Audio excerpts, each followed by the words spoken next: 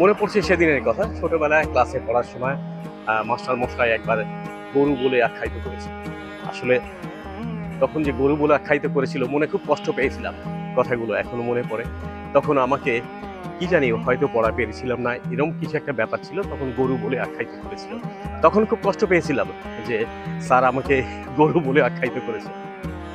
আজ কিন্তু মনে করছি যে তখন তো বুঝতে পারিনি।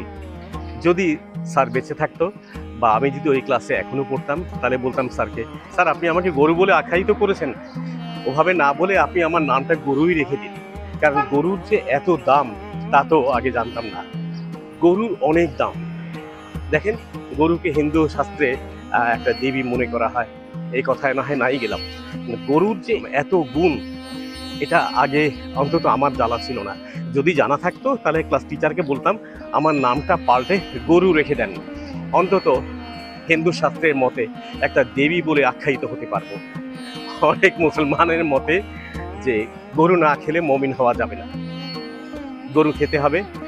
বিশেষ করে রোজার মাসে গরুর মাংস একটু হতেই হবে, তা না হলে মমিনের কাতারে থাকে না। কিন্তু আবার হিন্দু শাস্ত্রে বলা হচ্ছে গোমূত্র পান না করলে হিন্দুই হওয়া যাবে না। দেখেন গরুর কত দাম। প্রথম তো গরুর দুধ সাংঘাতিক পুষ্টিকর। এরা যদি পান করা হয় তাহলে শরীরে পুষ্টি যোগান দেবে, শরীরে বল পাবে। খুব সুন্দর কথা। এটা সব ধর্মের লোকই এটা মেনে নিচ্ছে এবং এটা পান করে। এর পরের যে কথাটা সেটা হচ্ছে যে মুমিনদের মতে গরুর মাংস না খেলে মুমিন হওয়া যাবে না, আর হিন্দুদের মতে গোমূত্র পান না করলে হিন্দু হওয়া যাবে না। একই গরুর কত গুণ।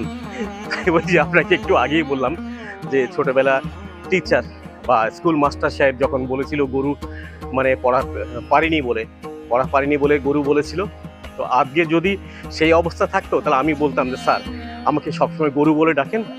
একটা গরুর যে এত রকম গুণ থাকতে পারে তখন সেই ছোটবেলা সেটা বুঝতে পারেনি, আজকে কিন্তু বুঝতে পারছি। এই দেখেন না, হিন্দু শাস্ত্রে বলা হচ্ছে যে গরু মাংস খাওয়া নিষিদ্ধ, অথচ আমি তো হিন্দু শাস্ত্রে অনেক জায়গা পড়েছি গরু মাংস খাওয়া নিষিদ্ধ, কোথাও বলা হয়নি। এমনকি স্বামী বিবেকানন্দও বলেছেন যে গরুর মাংস ভক্ষণ করা যাবে। এই বেদ শাস্ত্রে বা বেদ উপনিষদ বা ঋগ্বেদের অনেক জায়গাতেই গরুর মাংস খাওয়ার কথা বলা হয়েছে। গরুর মাংস নিষিদ্ধের কথা হিন্দু শাস্ত্রে কোথাও বলা হয়নি, মানে গরু খেতে বলা হয়েছে। ঠিক আছে, আপনি না হয় গরু খাবেন না, তার কারণ আপনি ওটাকে মা বলে আখ্যায়িত করছেন। কিন্তু সবচেয়ে বড় ব্যাপার যে পৃথিবীর সবচেয়ে বেশি গরুর মাংস রপ্তানি করে থাকে ভারতবর্ষ। তাহলে গরুর মাংস যদি না খাওয়া যায় তাহলে সেই গরুর মাংস রপ্তানি কেন ভাই? গরুর মাংস যদি রপ্তানি করা হয় তাহলে এই গরুকে আপনি একটা সুন্দর দেবী মর্যাদা দিলেন কোথায়? গরু মাংস খাবেন না কারণ এটা মা আখ্যায়িত করেছেন, খুব ভালো কথা। তাহলে এটাকে হত্যা করে এর মাংস রপ্তানি করবেন, এটাও ঠিক নয়। ব্যাপারটা কিরকম যেন ঘোলাটে মনে হয় সব জিনিস।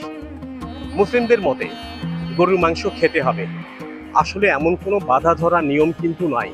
এটা কিছু শ্রেণীর লোকের মাথায় ঢুকে পড়ে আছে যে গরুর মাংস খেতেই হবে।